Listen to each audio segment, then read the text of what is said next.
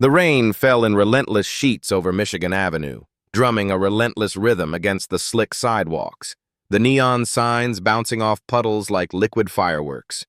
Each drop carried the weight of a city that never paused, never noticed the quiet stories unfolding beneath its towering skyscrapers. And yet, amid the symphony of car horns, the squeal of bus brakes, and the endless chatter of umbrellas colliding, a small figure stood unwavering on a flattened cardboard box, barefoot, clutching a guitar almost as tall as herself. Maya Delgado, just 7 years old, tilted her chin upward, bangs plastered to her forehead, and eyes blazing with a determination far beyond her years. She had learned, early in life, that survival required more than hope. It demanded courage, practice, and a voice that could cut through the noise of indifference. Her tiny fingers pressed the strings of her battered guitar, strumming chords that were both imperfect and mesmerizing, echoing against the concrete canyon of the city. "You are my sunshine, my only sunshine," she sang, her voice fragile yet full of an unyielding strength. Each note trembled with her fear, but rang with the fierce devotion of a child trying to save her mother. Behind her, a billboard flashed images of Daniel Whitaker, the millionaire judge of the nation's most watched talent show. The irony of fate hovered like mist. The stranger smiling down from that glowing screen had abandoned her mother years ago, and yet he was about to play an unwitting role in their survival. Rosa Delgado, frail and coughing beneath the awning of a shuttered cafe, watched her daughter with a mixture of pride and heartbreak. Her scarf pressed against her lips, damp with rain and sweat, tried to mask not just the chill in her body but the fear gnawing at her chest. The sickness stealing her strength was relentless, yet she found herself marveling at Maya's resilience. Each note her daughter sang seemed to act as a shield, a fragile barrier against the encroaching reality of hospital bills, medicine she could not afford, and the merciless march of time. Pedestrians hurried past, heads down, shields of umbrellas protecting them from the rain, yet many couldn't help but slow their steps. Something in Maya's voice, pure, desperate, unwavering, demanded attention. Coins rattled against the steel of her makeshift guitar case. A few phones rose, capturing the moment, documenting the soul of a child who had already learned to sing through fear. A retired bluesman named Mr. Hollis, harmonica hanging from his neck, paused mid-step. Rain soaked through his trench coat, yet he lingered, listening to the notes that reminded him of a life that once burned with music and opportunity. "Songbird," he said softly, voice gravelly yet warm. "You got more soul in you than most men twice my age." He reached into his coat pocket, withdrawing a small felt pick, a relic from his performing days, and handed it to Maya. "Here," he said. "Keep it. Let it remind you who you are." Maya clutched it with both hands, nodding solemnly. "I'm saving up. Mom needs medicine," she whispered. Her voice was barely audible over the roar of the city, but the sincerity in it cut deeper than the rain ever could. Mr. Hollis tipped his hat without another word, allowing the small gesture to speak volumes. In that instant, the city felt a little less indifferent. Across the street, a bus driver waved without requiring a ticket when he noticed Rosa shivering, wrapped in layers far too thin to combat the November chill. Later, a choir director at St. Maria's Church permitted Maya to practice in the back row, letting her small voice blend with voices that filled vaulted ceilings, teaching her to stretch each note, to breathe through fear, to project determination through vulnerability. Alone in the dim light, she whispered promises to her pillow. One day, she would sing on a stage vast enough to save them both. And then she saw it. A waterlogged flyer, taped haphazardly to a lamppost, its bold letters glowing against the gray drizzle. American Star Auditions, Los Angeles Dolby Theater. Prize, $1 million. Her small heart leapt. That number was more than money. It was hope incarnate. Hospital bills, treatments, medicine, her mother's waning health, all of it could be solved if she could just reach the stage. Clutching the flyer against her chest, she turned to Rosa, eyes bright with a fierce conviction that could not be dimmed. "I can do this, Mama. I'll win for you," she said, voice steady despite the tremor in her hands. Rosa's lips quivered, attempting a smile, but her eyes betrayed her fear.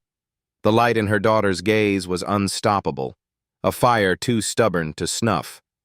If Maya sang anywhere, she had already given Rosa everything. Yet, as Maya walked away, Rosa's hands trembled, and she knew her daughter was chasing more than a dream. She was chasing time itself. That night, thunder rolled across the city skyline, shaking the walls of their small rented room. Maya sat cross-legged on the bed, guitar balanced on her knees, replaying the voice memo Mr. Hollis had sent.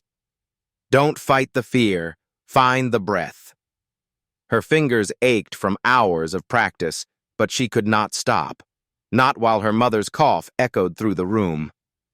She put the guitar aside, took her mother's hand, and whispered, "I'll fix this, Mama. I'll fix everything."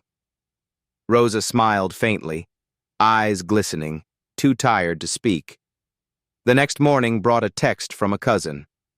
2 bus tickets headed west, departure at noon. Maya packed her guitar, the felt pick, and the flyer like sacred relics of a future she would not relinquish. Rain still clung to the city as they walked, a reluctant witness to their departure. On the Greyhound bus, diesel, leather, and hope mixed in the tight air. Maya pressed her forehead to the glass, watching fields give way to flatlands, her fingers tracing the silver coin pressed to her pocket. Beside her, Rosa's breath came shallow, her scarf pulled tight, hiding a body that had become too fragile for long journeys. At a Nebraska rest stop, Rosa collapsed near vending machines. Panic surged through Maya as she dropped the guitar case and screamed. A nurse, Keisha, knelt down immediately, helping Rosa sip water and steadying her frail form. "You need a hospital," Keisha urged gently. Rosa shook her head. "We can't stop now."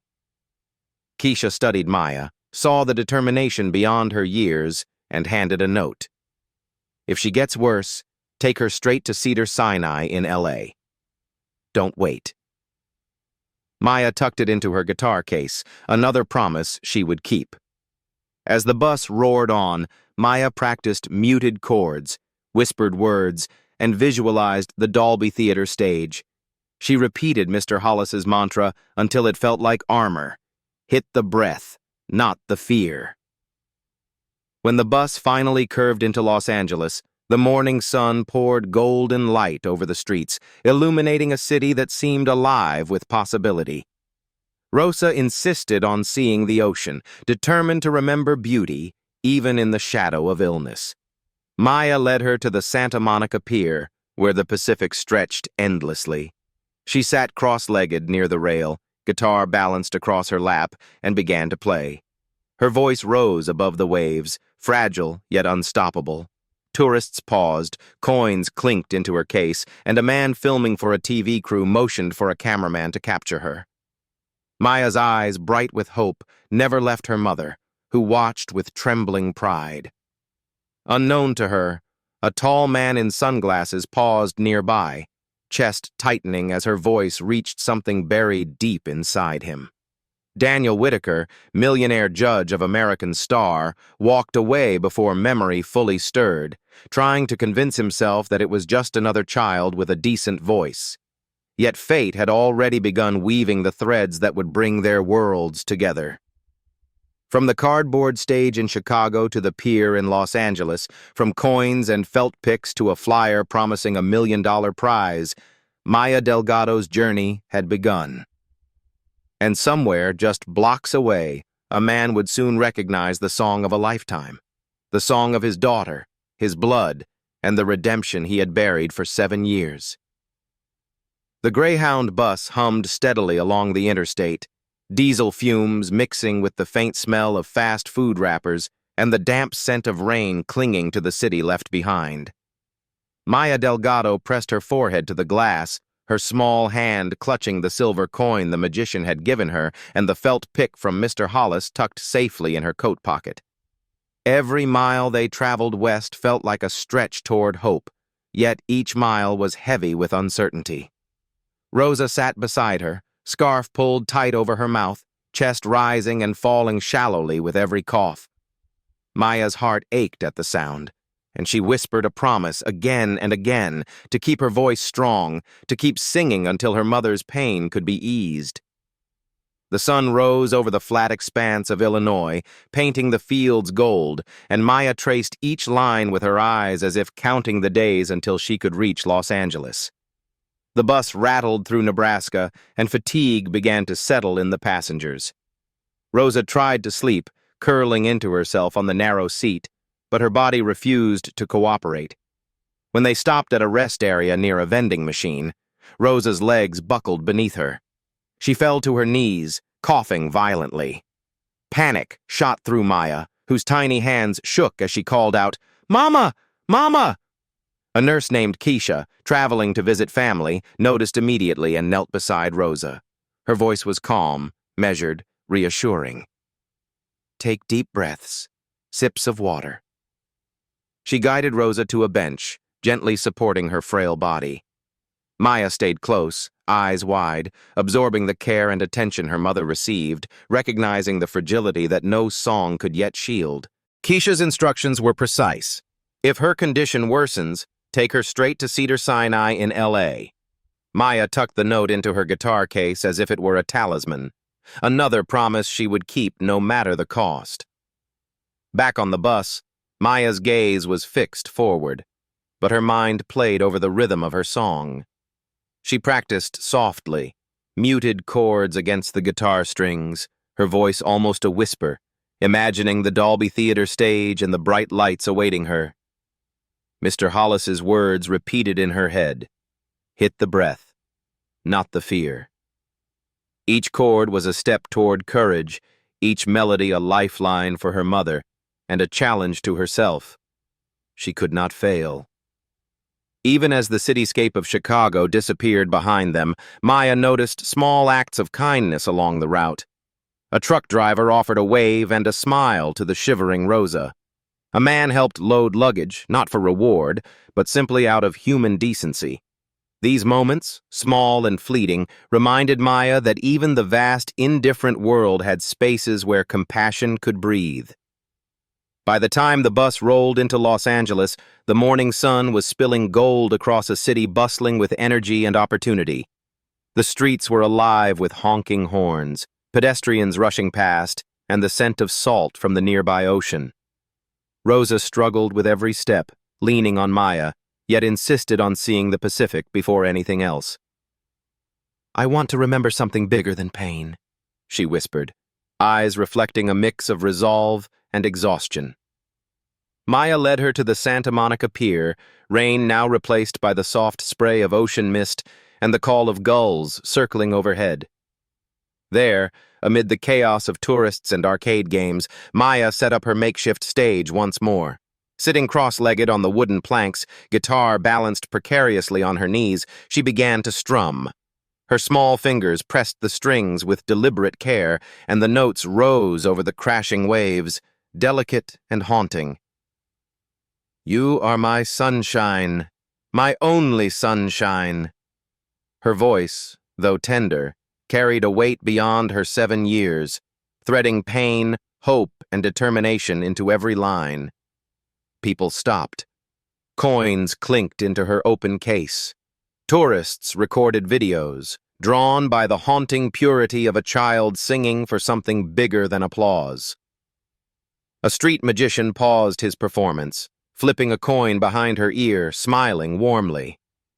"For luck, little star," he whispered, pressing it into her hand. Maya laughed softly, tucking the coin next to the felt pick, feeling as if the universe had begun to align, one small token at a time. Unseen by Maya, a tall man in sunglasses paused nearby, frozen in place, as her voice reached into a place he had long buried. Daniel Whitaker, millionaire judge and household name, watched her from across the pier, a memory stirring that he hadn't allowed himself to acknowledge.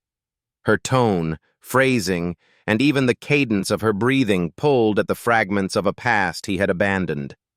For a few seconds, he was suspended between denial and recognition, and then, unprepared for the storm of emotion, he walked away.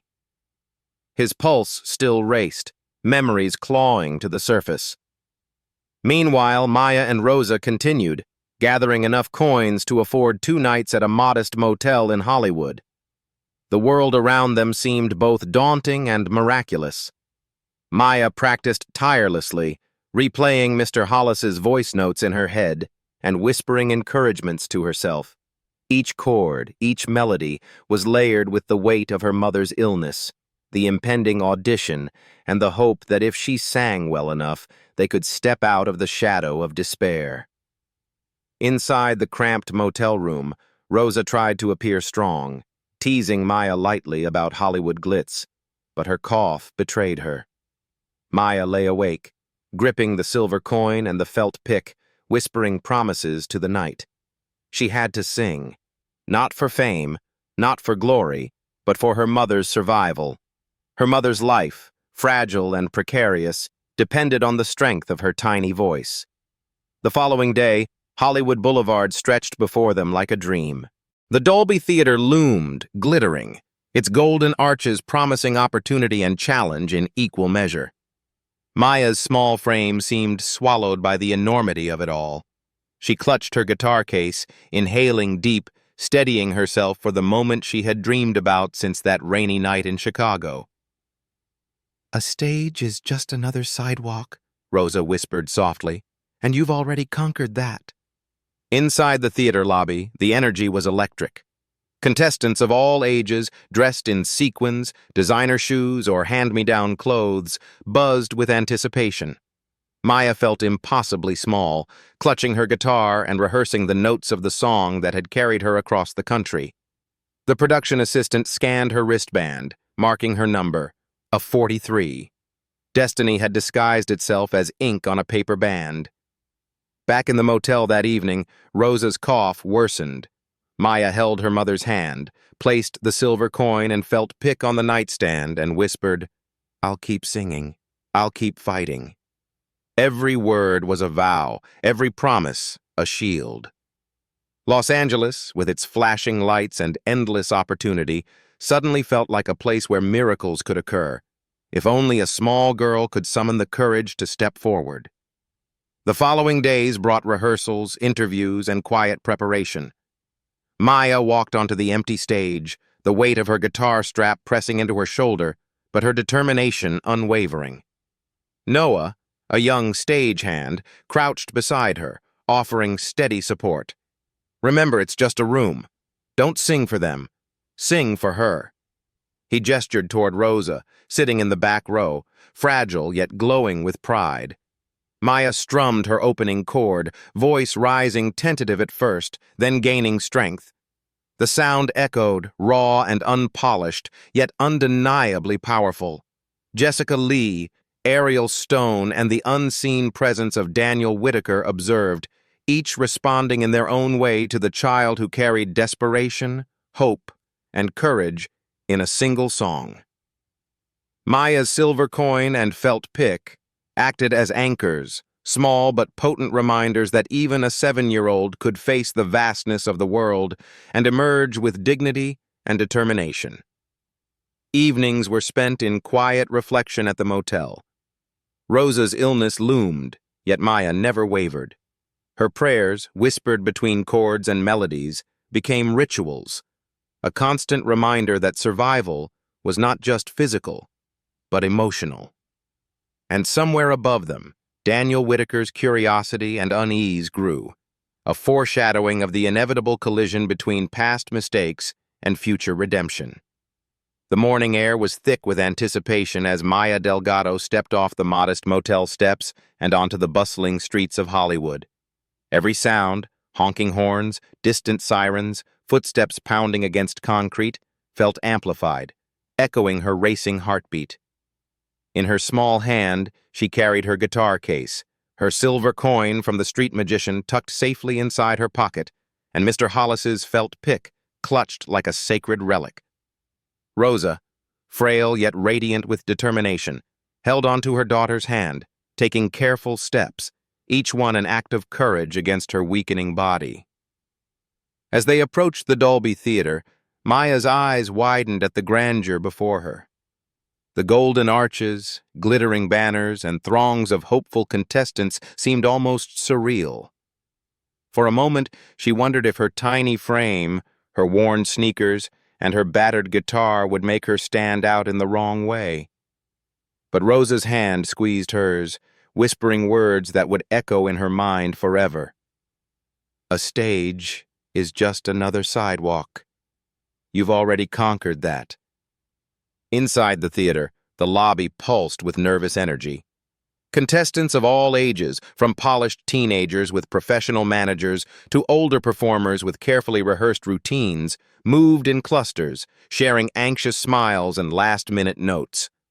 Maya's small frame made her seem like an inconspicuous shadow among the glitter and glamour, yet her presence was magnetic in ways she didn't fully understand. Every gaze she caught, every smile she offered, felt like another stitch in the tapestry of courage she had been weaving for months. A young stagehand, crouched to her eye level, greeted her with a reassuring grin. "Hi, I'm Noah. I'll walk you out there. If your mic slips, I'll fix it. If you trip, I'll help you back up. Deal?" His calm confidence infused Maya with a sense of quiet power. She nodded, swallowing the lump in her throat, grateful for the small anchor amid the storm of anticipation. The production assistant scanned her wristband, marking her contestant number, a 43. Maya traced the digits with her fingers, imagining them as a map of destiny. Each step toward the wings of the stage felt like stepping through time, through every moment of struggle on Chicago streets, every coin tossed into her cap, every whispered promise to her mother. She tightened her grip on her guitar case, inhaled a deep, steadying breath, and reminded herself of Mr. Hollis's words. Hit the breath, not the fear. Backstage, the cacophony of preparation buzzed around her. Singers running scales, dancers stretching, makeup artists fluttering like butterflies, stagehands adjusting lights, and the low hum of cameras testing angles. Maya felt the weight of it all, yet she centered herself on one thing: her mother. Rosa sat in the front row, wrapped in a scarf, eyes bright despite the fatigue and illness that threatened to pull her under. That gaze, unwavering and full of faith, anchored Maya in ways no rehearsal or pep talk could. When her number was finally called, Maya stepped through the wings, blinking against the stage lights that burned like miniature suns. The auditorium stretched endlessly, seats filled with strangers whose faces blurred into a sea of anticipation.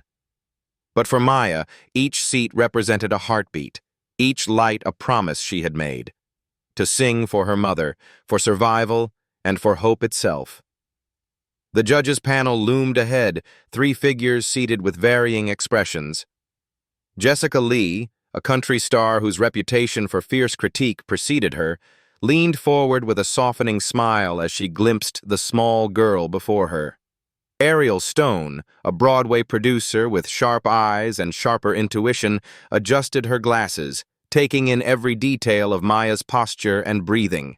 And at the center, Daniel Whitaker sat composed, his tailored suit and pressed cufflinks betraying the empire he commanded. But beneath the surface, something stirred, unacknowledged yet undeniable. Jessica leaned forward, her voice gentle. "Hello there. What's your name?" "Maya Delgado," she replied, her voice quivering slightly, then settling into steadiness. "And why are you here today?" Ariel asked, pen poised above her notes. Maya took a deep breath, her small chest rising and falling with determination. "My mom is sick. She needs surgery we can't afford. I sing on the street, but it's not enough. If I win this, I can save her. Silence descended over the auditorium, heavy and reverent.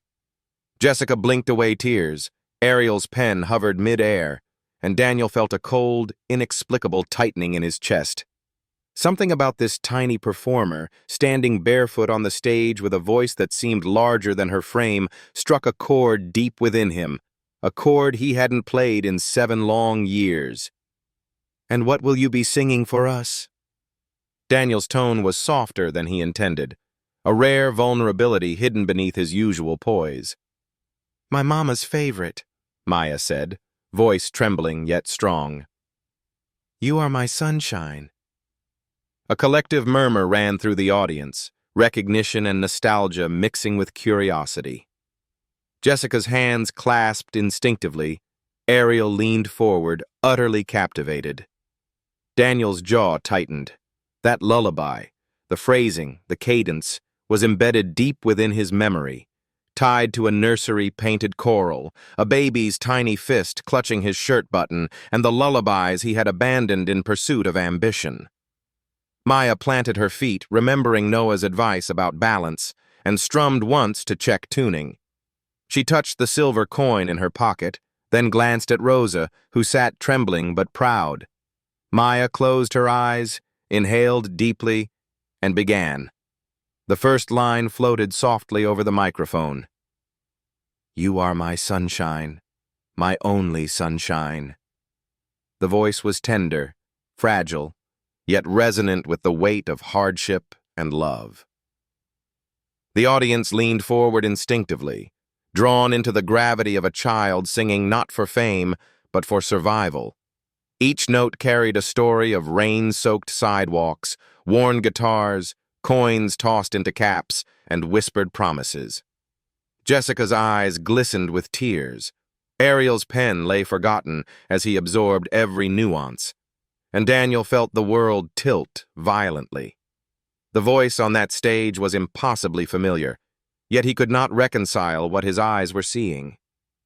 Every line, every breath, unstitched 7 years of denial. Memories, long buried, surfaced with cruel precision. He remembered Rosa Martinez, her laughter echoing through their small apartment, her smile tempered with fragility. And then Maya, the child whose face he had never seen, whose voice he had never heard, yet whose presence now shattered the walls he had built around himself. The final line, "Please don't take my sunshine away," hung in the air, raw and fragile. Applause erupted, but Daniel barely noticed.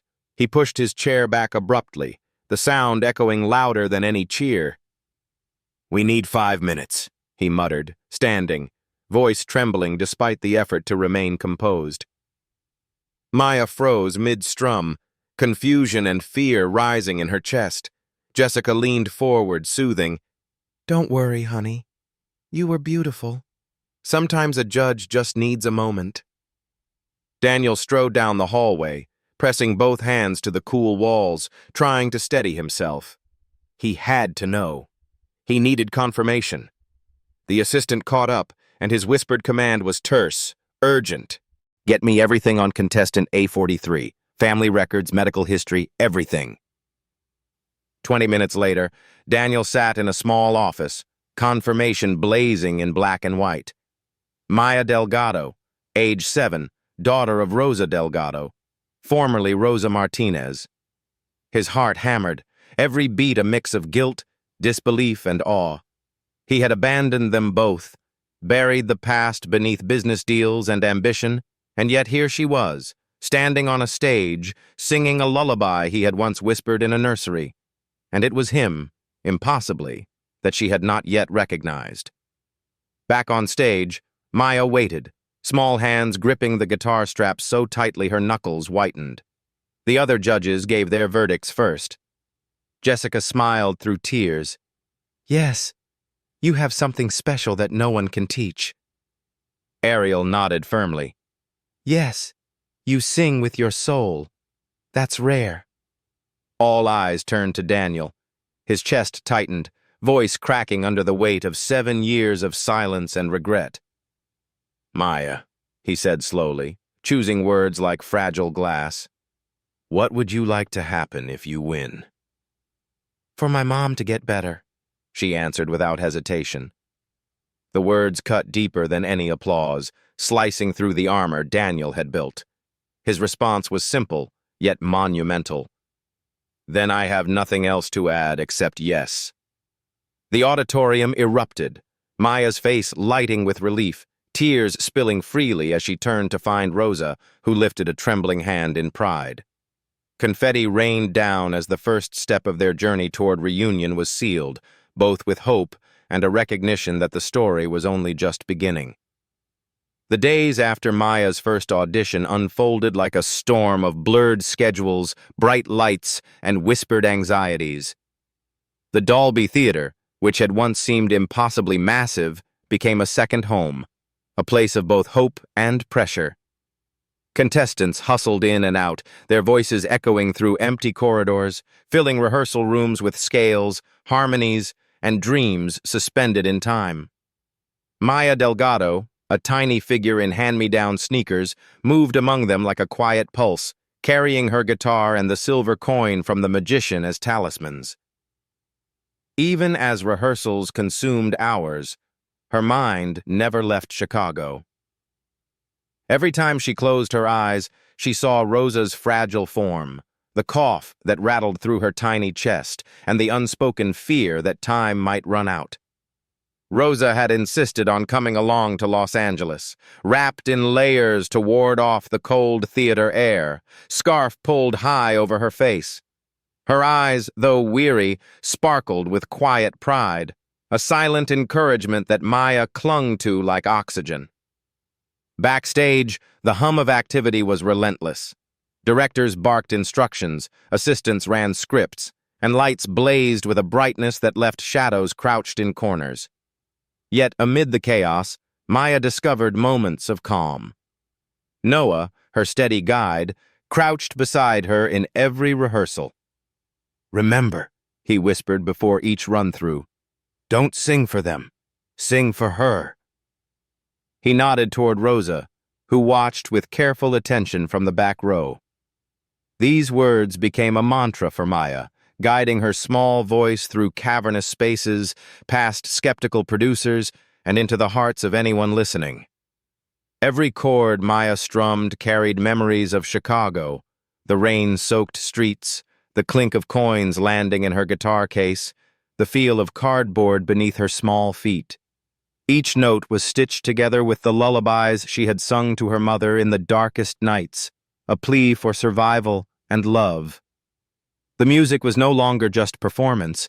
It had become an armor, shielding her from fear, powering her forward, and tethering her to hope. But even as she immersed herself in preparation, the fragility of her mother's health cast a shadow over every rehearsal. Rosa's cough grew harsher each day, shaking her body, making her cheeks flush with the effort to breathe. Maya's heart clenched every time she saw her mother bend over to catch her breath, scarf pressed tightly over her lips, as though it could hold back both the sickness and the unspoken fear that hung like a cloud above them.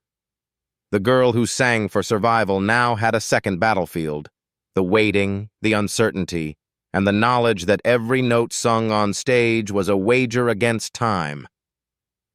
One evening, as the sun dipped behind the Hollywood skyline, Maya and Rosa returned to their modest motel after an exhausting day of rehearsals. Rosa tried to smile through the haze of pain, teasing Maya about her growing prowess on the guitar.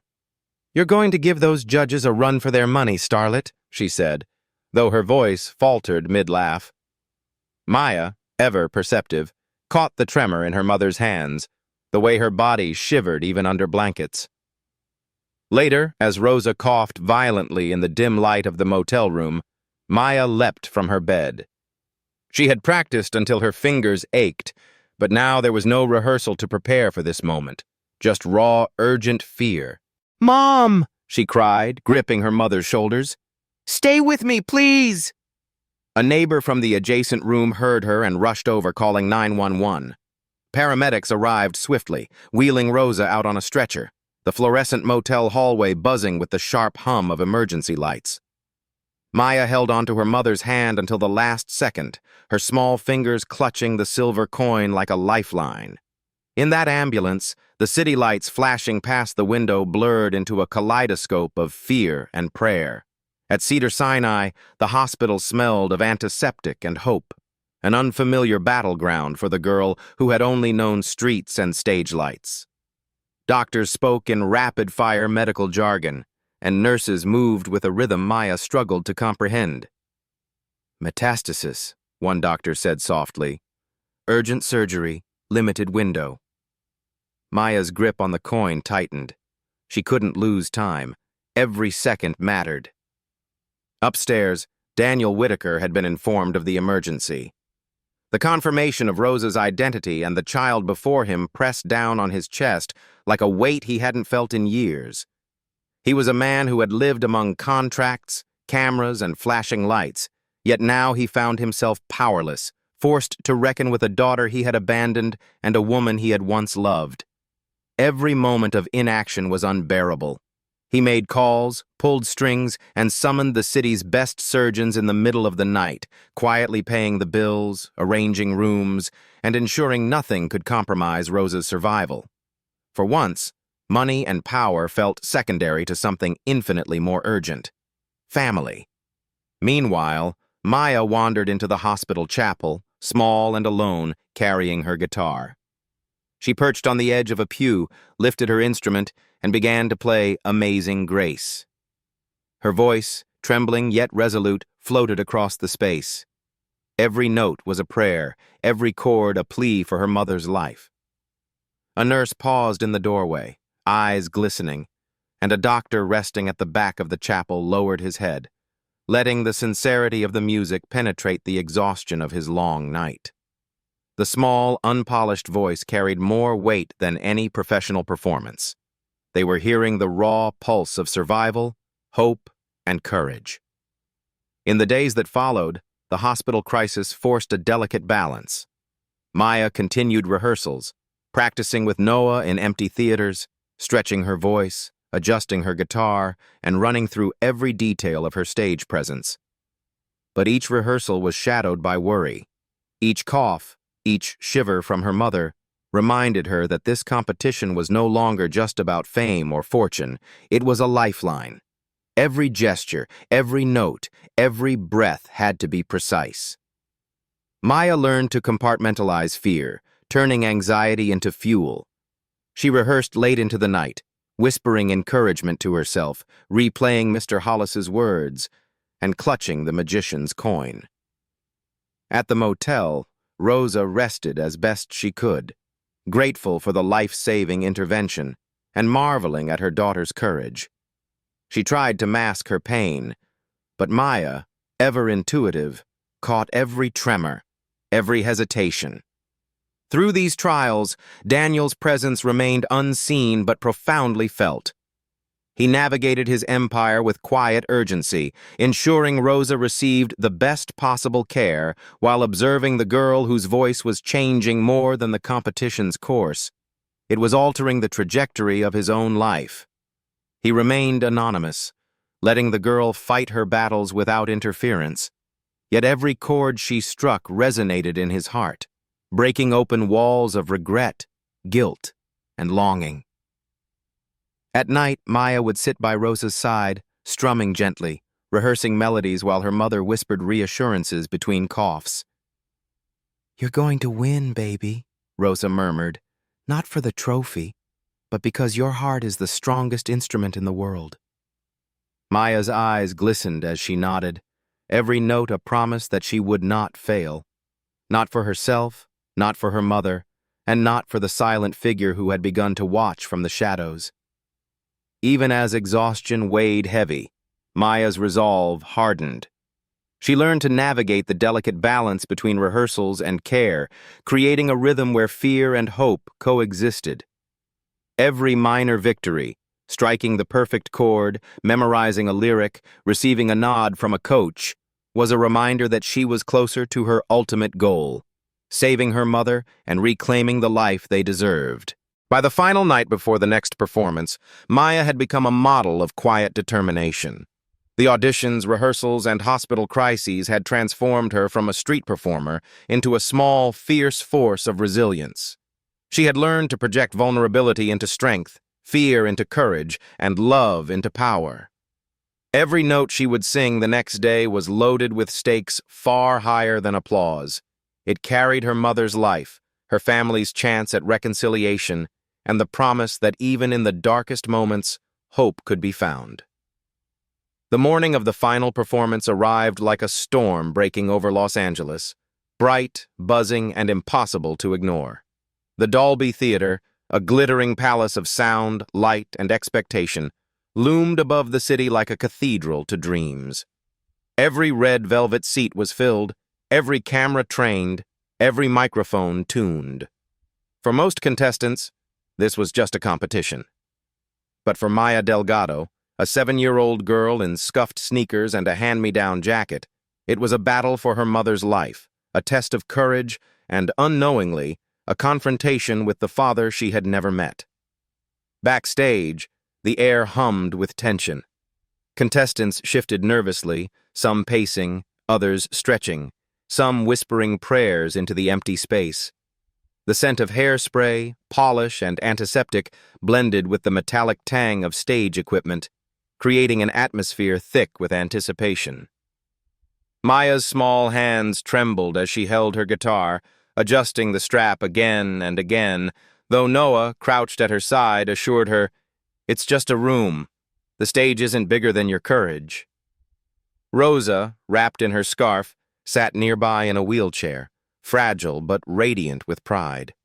Each cough reminded Maya of what was at stake, tightening her chest like a vice. "Look at the lights," Rosa whispered, her voice frail but steady. "Let them carry you, but I'll be listening to every word." Maya nodded, her small fingers tightening around the felt pick from Mr. Hollis and the magician's silver coin. These talismans were more than good luck. They were symbols of every sacrifice, every street corner performance, every sleepless night filled with worry and hope. The stage manager called Maya's number. "A 413, you're on in 2 minutes." The number, scribbled on her wrist, felt heavy, like ink soaked in destiny. Noah took her hand, giving her a firm squeeze. "Remember, sing for her, not for them." With that, he guided her toward the wings, past rows of empty seats that would soon fill with thousands, past dazzling lights that could blind or inspire. When the curtain rose, the stage swallowed her in a cascade of brilliant white lights, stretching outward in every direction. The audience blurred into a sea of faces, the judges' table gleaming under focused spotlights. Jessica Lee, the seasoned country star, leaned forward, her eyes soft with encouragement. Ariel Stone, the sharp Broadway producer, adjusted her glasses, pen poised but forgotten. And at the center, Daniel Whitaker, her father, sat rigid, suit impeccable, expression unreadable, yet every fiber of his being screaming with recognition. Maya planted her feet firmly on the stage, took a deep breath, and let her small hands strum the first chord. The opening notes of "You Are My Sunshine" floated through the theater, fragile yet resolute. The audience held its collective breath, sensing the gravity of the moment without understanding why. Maya closed her eyes, letting the memory of Chicago streets, rainy nights, and her mother's cough guide every note. Every word carried desperation, hope, and unspoken prayers. In the first row, Rosa's eyes glistened. She clutched the edges of her scarf, tears threatening to spill. She felt her daughter's determination radiate through the sound waves, a force that could not be measured by age, size, or skill. Each line of the song was a lifeline, a bridge spanning the distance between desperation and possibility. For Daniel, the experience was catastrophic in the most beautiful way. His jaw tightened, chest constricted, as memories long buried clawed their way to the surface. The tiny hands that once grasped his shirt, The lullabies whispered into the night, the bright laughter and soft tears.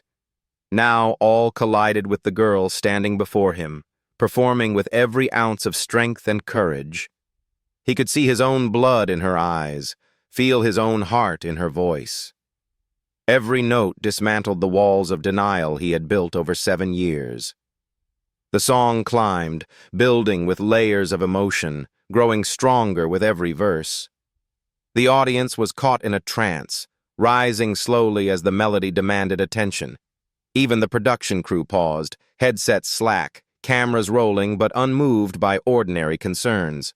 Jessica Lee covered her mouth, tears streaming freely. Ariel Stone shook her head in disbelief, muttering, "That right there. That's what makes people believe." Maya's small frame radiated power. Her fingers moved deftly across the guitar, each chord resonating with a weight that no one could ignore. Her voice, sweet yet laden with raw emotion, carried beyond lyrics. It was a lifeline, a cry for survival, a testament to love and resilience. Every note struck both sorrow and hope, and even as exhaustion pressed down on her, she pushed forward. Daniel could no longer contain himself. His hands shook, fingers tapping against the table as if trying to hold on to the fragments of control he had left. He had judged hundreds of performances on this stage, yet none had ever pierced his soul like this. Each note carried his past, his regrets, and a chance at redemption he never dared hope for. His eyes widened as recognition struck, seeing the shape of his own eyes mirrored in Maya's. The determination he knew he had once inspired in her mother, now reborn in this child. The final verse approached, Maya's voice soaring with both fragility and unyielding courage. "Please don't take my sunshine away," she sang, her eyes finally opening to scan the crowd, landing briefly on her mother's tear-streaked face. The auditorium held its breath as if the world itself paused to witness this moment. And then, Daniel rose, microphone in hand, stepping forward with a trembling voice. "I have judged hundreds of performances," he began, voice thick with emotion. "But tonight, something happened that has never happened before. Maya Delgado is my daughter." The gasp rippled through the audience. Maya froze, the guitar slipping slightly in her small hands. Confusion, recognition, and disbelief washed over her face simultaneously. Rosa covered her mouth, trembling, tears falling freely as the reality of the moment struck her. Daniel descended the steps to the stage, his eyes locked on Maya's. "Yes, sweetheart. I am your father," he said, kneeling before her, voice breaking. "I walked away when I shouldn't have. I was blind, selfish, and wrong. But I see you now. I hear you, and I will never walk away again." Maya, overwhelmed, placed her small hand on his shoulder, the tremor in her grip belied by the fierce trust she placed in him. "Do you promise?" she whispered, voice small yet commanding. "I promise," he replied, tears streaming. "For the rest of my life." Rosa, wheeled to the side of the stage, reached for her daughter and Daniel, bridging the final gap between past regret and present redemption. The audience erupted into applause, cheers cascading through the theater as confetti fell like shimmering rain. Maya clung to her mother, then hugged her father, the embrace awkward yet real, sealing a family reunited against all odds. Even as cameras flashed, interviews swarmed, and reporters clamored for attention, Maya's mind was singularly focused. This wasn't just about winning $1 million or a trophy. This was about survival, love, and reclaiming a family lost to time and circumstance. And as she looked at her father, a man who had returned to her life in the most improbable of ways, she whispered softly, "You said I was your sunshine." Daniel smiled through tears. "You always have been," he replied, his voice carrying the weight of 7 years of regret and the promise of an unbroken future. From the rain-soaked streets of Chicago to the dazzling lights of the Dolby Theater, Maya's journey had been one of resilience, courage, and hope. Each performance, each note, each rehearsal had been a testament not to fame, but to love reclaimed, promises renewed, and the power of a child who refused to give up. In that final, luminous moment, the prize was not the $1 million check or the glittering trophy. It was the family, whole again, standing together at last. The confetti had barely settled, and the applause still echoed in the cavernous Dolby Theater when the reality of the moment hit Maya Delgado. She had won the competition, not just for the fame or the trophy, but for her mother's health, for the chance to reclaim the family she had unknowingly been seeking.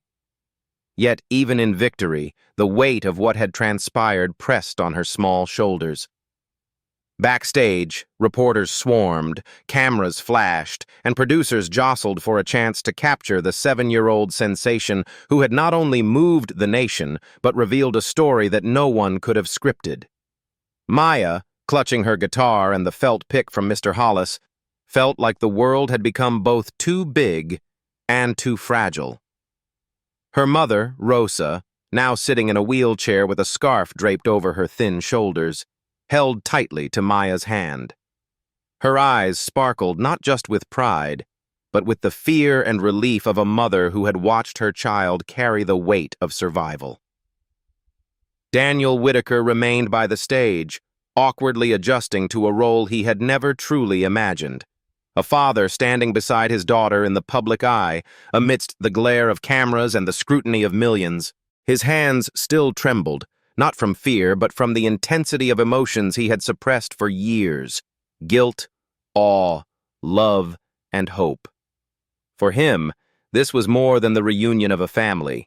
It was redemption, a chance to repair what ambition had once shattered. The first interview began almost immediately.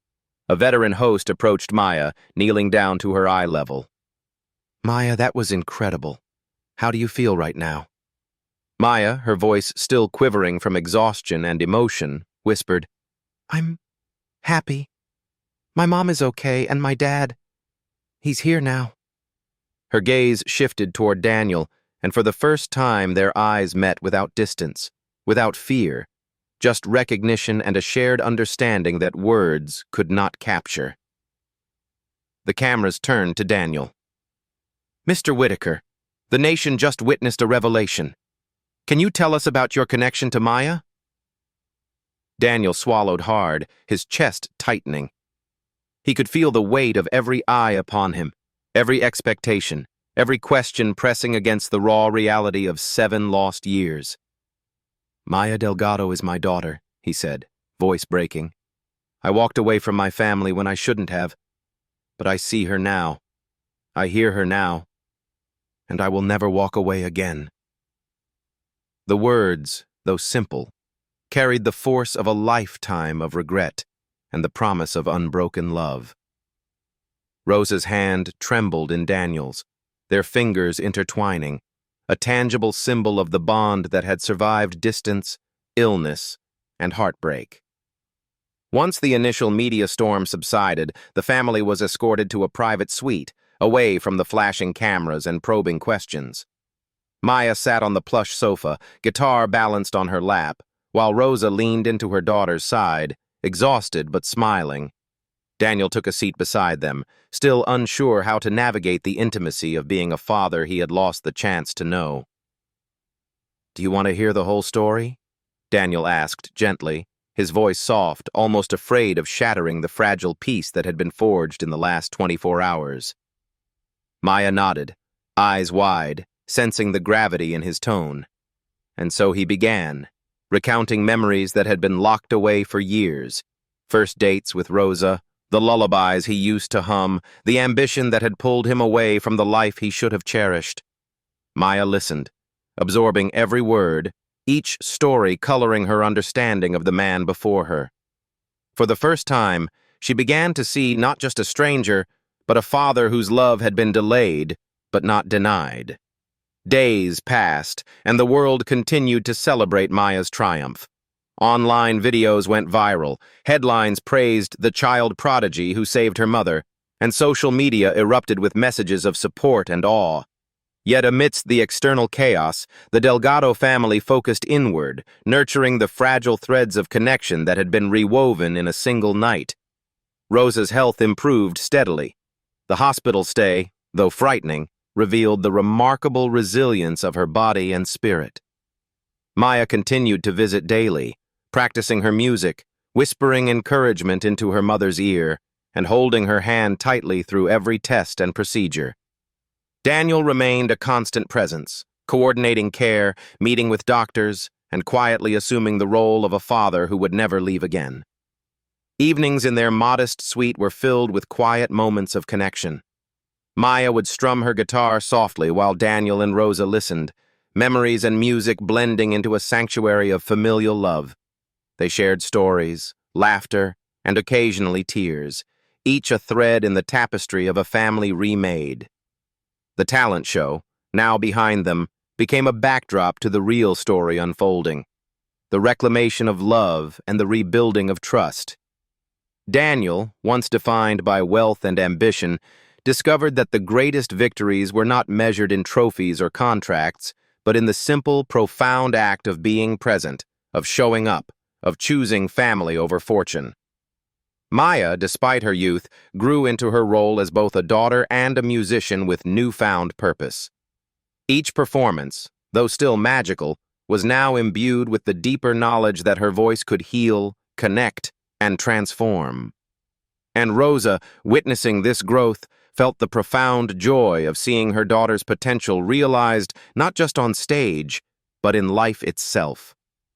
As the family moved forward, they encountered challenges: media attention, public curiosity, and the complexities of blending a newly formed family unit.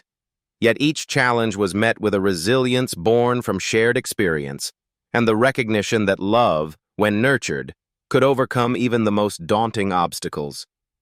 One quiet evening, as Los Angeles lights shimmered beyond the suite window, Maya placed her guitar down, laying her small hands over her mother's and father's. "I couldn't have done any of this without you both," she whispered. "I just sang, but you gave me everything." Daniel smiled, his eyes misting. "No, sweetheart. You gave us everything. Your courage, your heart, your voice. They saved more than your mother. They saved us all." And in that moment, the world outside, the flashing cameras, the viral headlines, the millions of viewers, faded into irrelevance.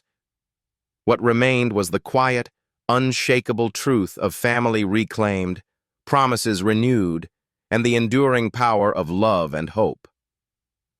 Maya Delgado's story, once defined by hardship and uncertainty, had blossomed into a testament to resilience, compassion, and the extraordinary impact of a child's courage.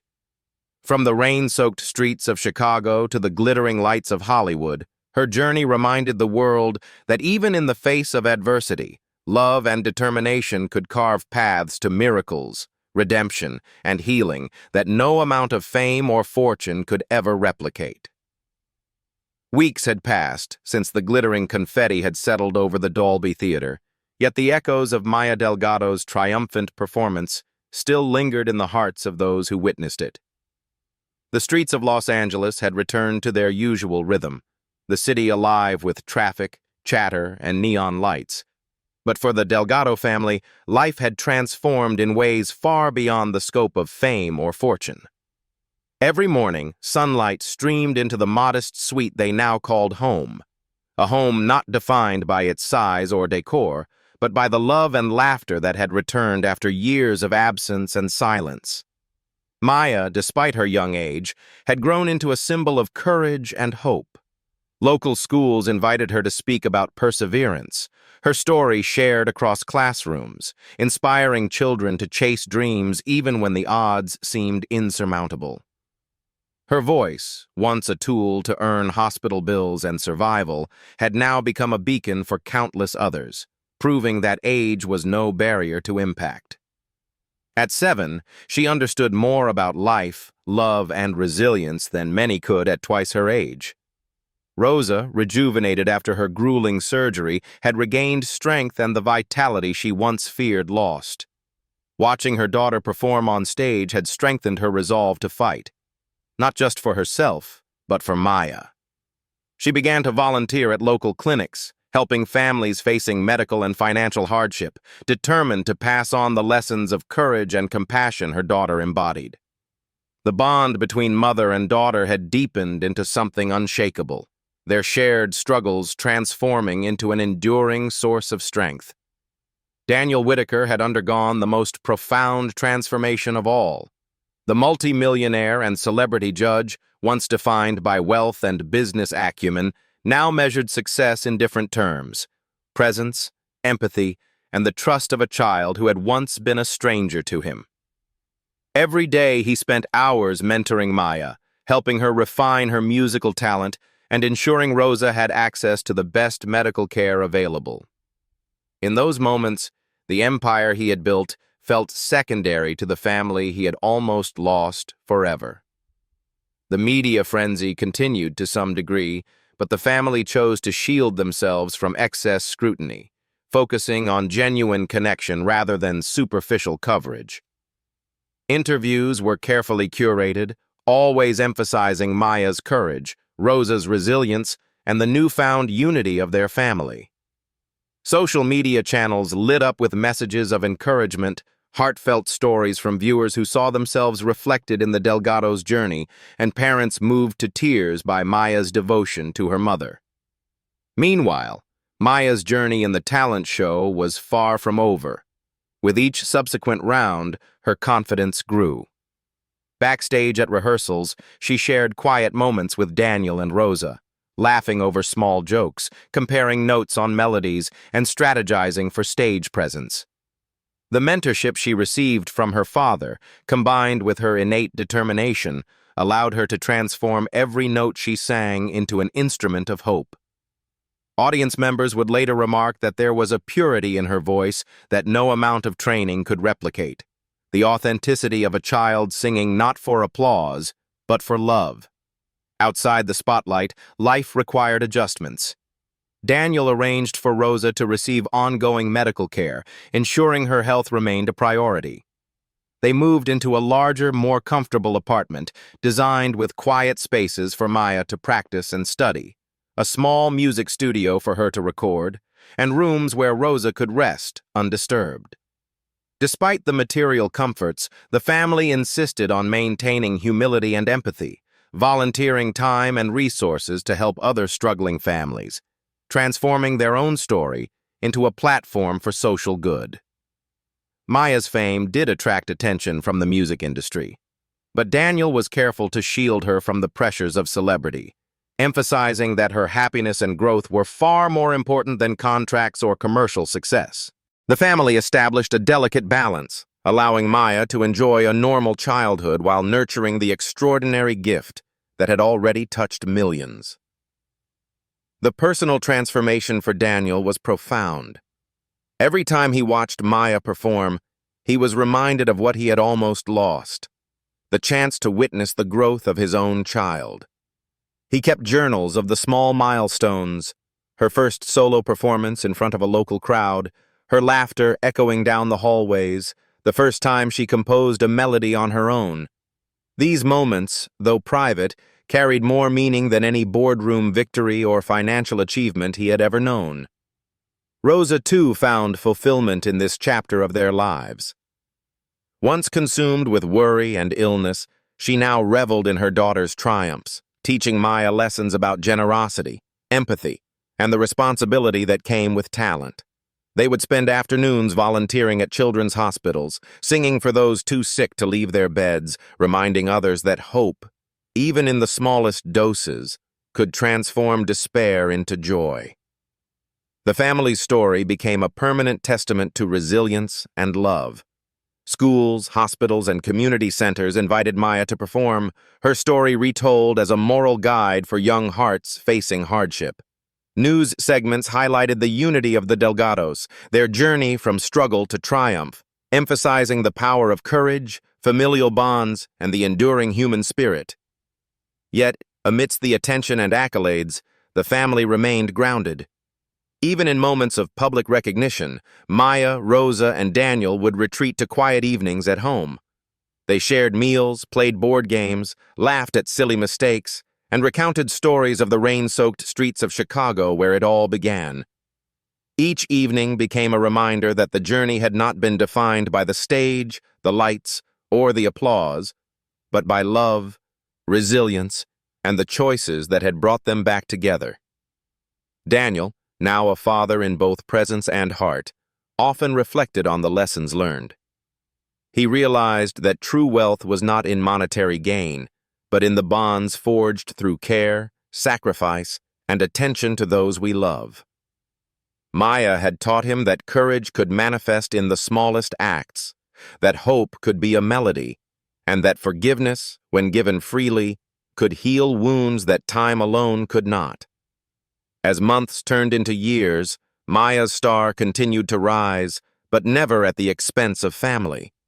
She recorded albums inspired by her experiences, with lyrics dedicated to her mother, to love, to hope, and to the power of perseverance. Daniel ensured that every production, every public appearance, carried with it a message of compassion and integrity. Rosa, proud and resilient, became a mentor to mothers facing illness, sharing both her story and her strength, reminding them that even in the darkest nights, love could illuminate the path forward. Eventually, the Delgados' story became emblematic of a timeless truth, that love, courage, and resilience could overcome even the harshest adversities. From the rain-drenched streets of Chicago to the dazzling lights of the Dolby Theater, from whispered lullabies to thunderous applause, Maya Delgado's journey had created ripples of inspiration that reached far beyond the stage. Her voice, born from necessity and refined by love, became a symbol of hope for millions, a reminder that every challenge could be transformed into triumph, and every act of courage could restore what was thought lost. On quiet evenings, the family would gather in their living room. Daniel would strum softly on a spare guitar, Maya would hum along, and Rosa would smile through tears, her hand resting on her daughter's. And in those moments, it didn't matter who watched, who applauded, or who judged. They had reclaimed something far greater than fame or fortune, the unbreakable bond of a family reunited, strengthened, and forever transformed. As the sun set over Los Angeles, casting golden hues through the window, Maya whispered into the fading light, "I'll keep singing, always. Not for money, not for fame, but for love. For us." And in that simple promise, the legacy of courage, hope, and redemption continued, an eternal melody that would inspire generations to come.